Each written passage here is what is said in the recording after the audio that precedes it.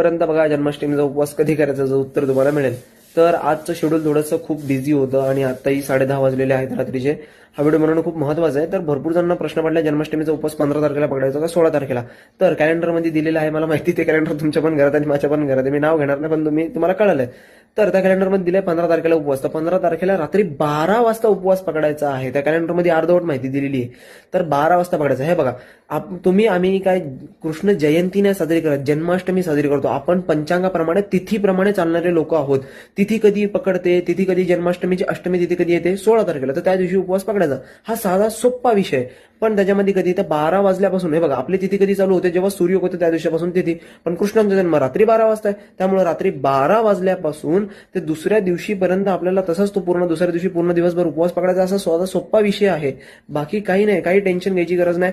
हे बघा, वैष्णव हा एक धर्म आहे आणि त्याचे आपण संप्रदायाचे, आता मी स्वतः रामानंद संप्रदायाचा आहे, राधावल्लभ संप्रदाय आहे, राधारमणम संप्रदाय आहे, इस्कॉन आहे, दत्तात्रय संप्रदाय, वेगवेगळे संप्रदाय आहेत. पण कधीही म्हणायला गेलं तरी आपण सर्व एक आहोत. हे सर्व गोष्टी समजून व्यवस्थित तिथीच्या प्रमाणे प्रत्येक गोष्टीचं पालन करा. दत्त गुरु दिगंबरा.